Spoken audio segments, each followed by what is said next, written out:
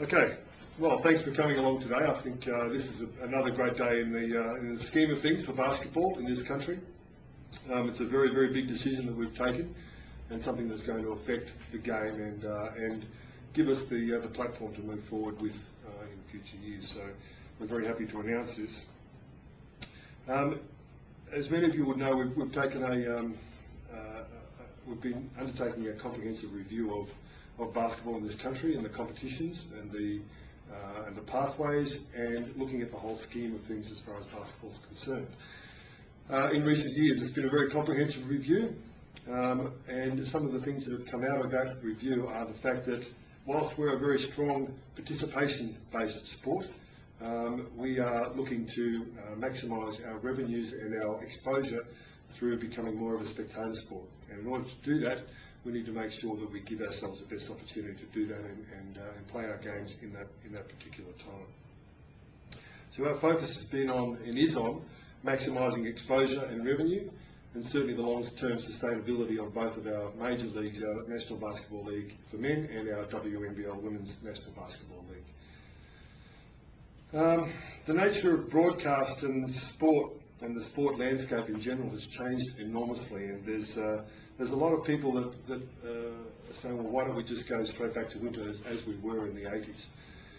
The reality is that things have changed enormously since that time, since we burst onto the scenes in the 80s, and that landscape is now completely different, and we need to make sure that we're aware of that, and we deliver the game to maximise in that new space. We've done a heck of a lot of research over the last number of months, looking at a whole range of things. We've consulted with a major number of stakeholders, with our teams, with broadcasters in general, and we've also been lucky enough to have a study done by McKinsey's and Company, which has given us some background and some focus in order to work out where we go as a sport. As I said, we're a very strong participant-based sport. We have over 600,000 people playing our game in this country, and that's a huge bonus for us. But we also recognise that we need to become more of a spectator-based or commercially driven sport, and that's a big focus again for our decision today. So in moving forward, our decision really is based on making sure that we give ourselves that best opportunity and we look at the best window of time for us as a sport to conduct our sport and to maximise that exposure and that commerciality of the sport. Now for us, that is in summer. So we're now taking and maintaining our sport. The decision's been taken to maintain our sport, particularly the NBL and the WNBL competitions will be run during the summer months from September through to March in the ongoing years. So that's the decision that's been taken. So we're now we can put that to bed. We can now work and move forward, looking at as summer as being the prime time that basketball is played in this country is in terms of the NBL and the WNBL. So I'm more than happy to take questions. You just mentioned the sporting landscape changed since the 1980s. What was it specifically about that landscape change that made you decide to head into some sport? Well, I think in the 80s when we came onto the scene, and really the late 70s, early 80s, we were the only real national league in any sport. And since then, every sport has now taken on a national league, has taken their position on the landscape, has got broadcasters involved. So the whole thing's changed. So we, when you go from free to air, now there's new media as well as cable. So there's a whole range of changes that have come forward. And whilst we had a very good position in those days, it's changed enormously. So now for us to look forward and say, well, where do we best fit and where are the best opportunities? And we see summer as being that time. So you're confident you can fit in between, say, cricket, the A-League, and the other summer sports currently? Well, again, if you look at the current scheduling of the sports, I think that's the best opportunity for us as a sport to fit into that. And look, there's no question that in winter time the football codes of this world have got the monopoly on that period. So, for us to try and compete in that market would be very, very difficult. So we think that summer suits us. We've now developed ourselves a niche in that market as well, given that we've been playing in summer for the last 10 years. So I think that we can now build on that niche. How far away is the league on the decision on teams for next year? Look, we haven't shied away from the fact that in order for us to move forward and to really commercialise our sport, we need to have teams in the major markets. So Sydney and Brisbane are the two key markets that we haven't got, and we are working very hard on. I'm confident that that will happen. I think that we've got some very deep and meaningful conversations going on, and I think that we'll be able to announce some things in the not too distant future. I would hope that enable us to do that. As I say, it's extremely important for us as a sport to move forward. We need to have that in place, so that's a huge part of our focus. How satisfied are you so far with this year's league and up to this point? I'm really comfortable with it. I think that we've started off very, very well. The games have been highly competitive. The teams, the performances on the floor by the players has been extremely good, both in the NBL and the WNBL. Our crowds are up as far as the NBL is concerned. Our exposure on television is up. So I'm very positive with the way things are going, and I think just our general support. You get that feeling that there's general support out there to say, well, things are going in the right direction. So we're very comfortable with it.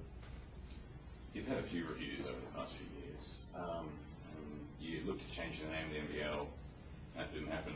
Mm-hmm. Another review, now we're the same schedule again. So what really is going to make it different and improve it on this time around? Yeah, look, I think the key to this whole thing is that the product itself was never broken. The games on the court and the players and the skill and the expertise on the floor wasn't something that needed a wholesale change. We've made some changes as far as going to the 40-minute game, and I think that's been extremely successful right now. I mean, we're only a short time into the season, but it's changed the way the game's played to some degree and watched. I think that's been really good. But our key changes are really getting control of the league again, getting control of the finances, the economics of it all, and being able to position ourselves to take advantage of things. So this, again, is part of that whole exercise. You say, well, now we've been able to position ourselves to say, well, summer is where we really want to be. We've got control of our league. Now we can actually start to really work it and make it work for us. Is Christmas a bit of a factor with you? Because I know crowds do drop around that sort of time period. Have you got any plans around that, or are you just going to sort of soldier on through? We've still got to work through it, but it's amazing because we take in such a broad range of markets. Some of the markets absolutely love the summer and the Christmas period because they're in markets where people actually come to during the summer months, whereas others it's a bit more difficult. But so we just need to do horses for courses and make sure it fits with those. Which again, over the last 10 years, we've had the opportunity to try some things. And I think that we're starting to get ourselves together there, and people again are comfortable in recognising the fact that that's the time in basketball's on. Yeah, question. I guess just with crowds and exposure up, is that having a positive financial? Like, are you happier with the game's financial position? Oh, look, that all helps. Absolutely. I mean, we're still early days as far as that's concerned, but we've instituted some very strict financial criteria and financial practices within the league and within the teams and clubs, and I think that they're the things that are actually going to show through in the long term. I think everybody's just a little bit more buoyant in the fact that the numbers are up, so therefore that's going to help everybody and just give everybody that confidence to move forward. So those rigid structures that you've set in place now for the teams, is that part of the stumbling block for the Sydney and Brisbane teams trying to get the safe financial viability? That's part of the criteria that we set for those teams. But I don't think it's a stumbling block. I think it's something that they actually endorse and embrace because they say, well, we're coming into something that's actually well controlled. It's not something that's just spreading and doing what it likes. So that's a big change that we've been able to institute, and that's why I think we've been having some very meaningful conversations with people because they're comfortable and confident that we've got control of it. So I think it was end of July, you were hoping that you'd have teams in place by then, 1 year on. Yep. Still confident of that?